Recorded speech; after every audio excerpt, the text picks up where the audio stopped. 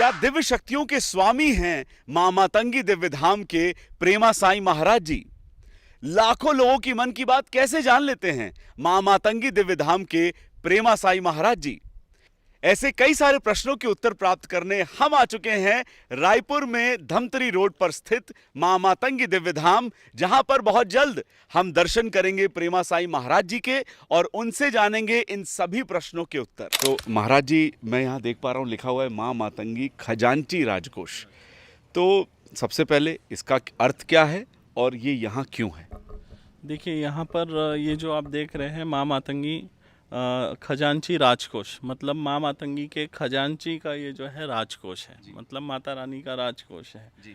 और यहाँ पर जो है इसके अंदर पैसे हैं, रुपए हैं, ठीक है। मतलब 10 रुपए से लेके 500 तक के नोट है, कॉइन भी है, ठीक है। और यहाँ पे जो लोग आते हैं वो इसमें से एक नोट निकालते हैं और वो नोट निकाल के अपने साथ घर ले जाते हैं।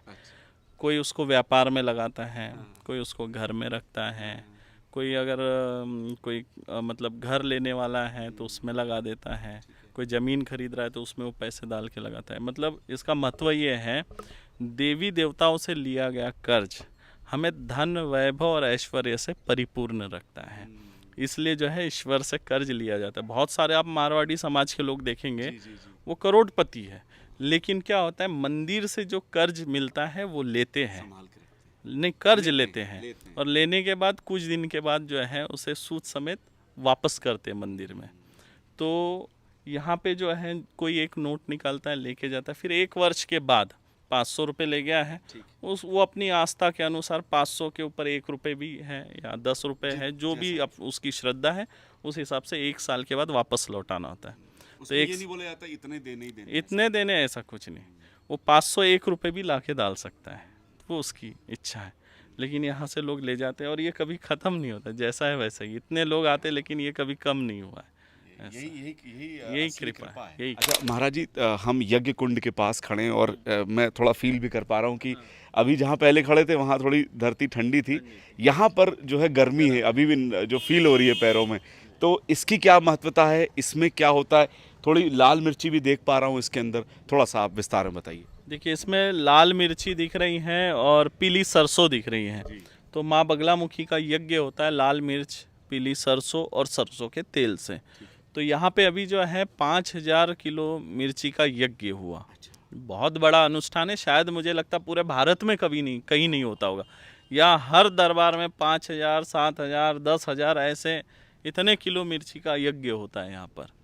और यहाँ पे काफ़ी अच्छे अच्छे लोग भी आते हैं, तो सब लोग यहाँ पे यज्ञ करते हैं। और अभी ये यज्ञ समाप्त हुआ, पर इसकी जो आँच है आप इतने दूर तक महसूस कर पा रहे हैं। यज्ञ कुंड वहाँ है, लेकिन आँच यहाँ तक महसूस कर पा रहे। और ये जो आँच है, इसकी मान्यता है, अगर इसकी आँच पे अगर आप ये घूमते हैं, 11 परिक्रमा इस कुंड की करते हैं, तो शत्रु बाधा से भी मुक्ति मिल जाती है इस आँच से। सिर्फ परिक्रमा, 11 परिक्रमा करने मात्र से, चाहे आपने उसमें भाग लिया नहीं लिया हो तो भी कोई, ये आँच है ना, तो इस आँच से जो है ऊर्जा आपके शरीर में प्रवेश करती है। ऐसा महाराज जी, मेरे लिए थोड़ी आश्चर्य की बात है कि बहुत सारी घंटियां देख रहा हूँ, बहुत सारे ताले, बहुत सारे नारियल बंधे हुए हैं यहाँ पे। ये क्यों, इनका क्या राज है? देखिए, जिनके ऊपर प्रेत बाधा होती है या फिर जिसके जीवन में बहुत ज़्यादा रोग परेशान कर रहे हैं, विघ्न आते रहते हैं, वाहन दुर्घटना होते रहती है, तो ऐसे लोग जो है यहाँ पे आकर घंटी बांध देते हैं। तो ये अभिमंत्रित होती है, इसका मंत्र होता है, विधिवत तरीके से अभिमंत्रित करके दिया जाता है, फिर यहाँ पे इस घंटी को बांधा जाता है। तो जो प्रेत बाधा है वो यही किलित हो जाती है। जैसे आप देखते होंगे ना, किसी के शरीर में भूत प्रेत आ रहे लोग, कोई उसको जंजीर से मार रहा है, कोई लाठी से पीट रहा है, ये सब करने की जरूरत नहीं है। अगर आपके पास शक्ति है, वो एक शक्ति है, और आपके पास अंदर शक्ति है, तो आप अपने शक्ति से उसे कैद करो ना, किसी को मारने पीटने की क्या जरूरत है। तो ये बात है। तो यहाँ पर इन घंटियों में भूत प्रेत किलित है, साथ ही साथ जो विघ्न बाधा है, जैसे बोलते हैं हम उतारा करते हैं, अपने दोष फेंकते हैं, उसी तरह से। और ये जो ताला है, क्योंकि ये घंटी के साथ ताला बंधा हुआ है, और ये लॉक करने के बाद एक चाबी जो है उसको अपने साथ ले जाके अपने घर पे रखना है। तभी ये वर्क करेगा। ताले के बारे में और घंटी के बारे में बात करी, पर मैं बहुत सारे नारियल बंधे हुए देख रहा हूँ, लाल पीले और ऑरेंज जो है वस्त्र में, कपड़े में, तो इसके बारे में आप क्या कहना चाहेंगे? देखिए, यहाँ पर जो लोग धाम में पहली बार आते हैं तो उनकी जो भी मनोकामना होती है उस कामना को रखते हुए जो है नारियल बांधते हैं। अगर कोई चाहता है मेरे घर में दुख है वो नष्ट हो जाए, दुखों से मुक्ति मिले, इस कामना से नारियल बांधते हैं। किसी को परीक्षा में पास होना है तो उस कामना से नारियल बांधते हैं। ये जो पीला जो नारियल है ये व्यक्ति जब तीसरी बार धाम आता है तब बांधता है, और फिर बाद में चौथी बार जब आएगा तो इस कोई भी एक नारियल पीले कलर वाला खोल के ले जाएगा।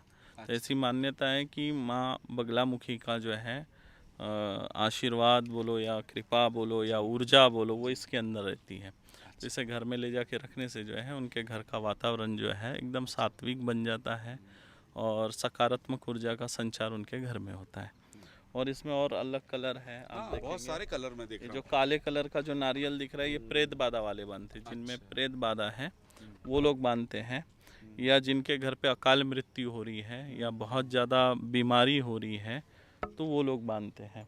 बाकी सफ़ेद कलर में जो है पित्र वाले जो है, पित्र से जो लोग परेशान हैं वो लोग बांधते हैं। और अलग अलग कलर हरा है, भी ग्रह बाधा के लिए हैं, शनि पीड़ा से परेशान है वो लोग भी आते हैं, मंगल दोष से परेशान है वो लोग भी बांधते हैं। जैसा आप बताते हैं या जैसा इनको बताया जाता है, हाँ, यहाँ पे बताया जाता है तो वैसे ही फिर वो बांधते मार्गदर्शन में। बाकी लाल कलर का जो नारियल है इसमें कोई मार्गदर्शन की जरूरत नहीं है। अच्छा, ये बस हाँ, ये अपने श्रद्धा और आस्था से लोग बांधते हैं। जिस तरह से अनुभव साझा यहाँ पे हो रहा है, हमारा मन नहीं कर रहा है कि हम इसको यहाँ पे ख़त्म करें। हम कोशिश कर रहे हैं जितने ज़्यादा लोगों से बातचीत कर पाएँ और जान पाएँ। हमारे बीच एक महिला मौजूद हैं, आइए जानते हैं उनका नाम क्या है और उनका क्या अनुभव है। अपना नाम बताइए। जय माँ मातंगी। मेरा नाम खुशबू सरबे है। मैं बहुत ही ज़्यादा परेशान थी अपने स्वास्थ्य को लेके। 24 घंटा मेरे सर में चुभन होती थी, जैसे कि सर में कोई कील चुभ रहा है। मेरे पापा जी ने मेरा बहुत इलाज करवाए, यहाँ वहाँ बहुत दिखवाए, जिसने जहाँ बताया मेरे पापा जी मुझे वहीं लेके गए। फिर एक दिन अचानक से 2 बजे रात में मुझे गुरुजी एकदम से वीडियो चलाते चलाते गुरुजी का चैनल मैंने देखी। उसमें गुरुजी ने एक आदमी व्हील चेयर में आया था और जब वो जाने लगा तो वो खुद चल के गया। इस बात को देख के मैंने जब से ही ठान ली कि मैं इस दरबार में जाऊंगी, और आप विश्वास नहीं करेंगे, मैं फर्स्ट ही दिन आई थी और माता रानी से मैंने अर्जी करी और भगवान गुरुदेव ने मुझे अचानक से ही मेरा नाम लेके बुला लिए और बोले कि 5 लोगों को उठाओ जिसे आप जानती नहीं हो। और मैंने उन्हें उठाया, गुरुजी ने उनका भी पर्चा बनाया और मेरा भी बनाया। ये नहीं, गुरुजी पूछ के पर्चा नहीं बनाते, पहले गुरुजी पर्चे पे लिख देते हैं, उसके बाद हमसे पूछते हैं कि आप क्या जानना चाहते हो। इसके बाद गुरुजी ने मेरा तंत्र काट किया और मैं एकदम ठीक हूँ, मुझे अब कोई तकलीफ नहीं है। दिव्य दृष्टि के प्रमाण हमारे शास्त्रों में मिलते हैं और हम सब भली भांति जानते हैं कि महाभारत में संजय के पास थी ये दिव्य दृष्टि, जिसकी वजह से वो दरबार में बैठे हुए रणभूमि में होने वाली गतिविधियों का आंखों देखा वर्णन महाराज धृतराष्ट्र को भली भांति बता सकते थे। ये दिव्य दृष्टि कोई जादू, कोई फरेब, कोई ढोंग नहीं है, बल्कि सालों की तपस्या का फल है। दिव्य ज्ञान दिव्य दृष्टि है और ये दृष्टि प्रेमा साईं महाराज जी के पास भी है।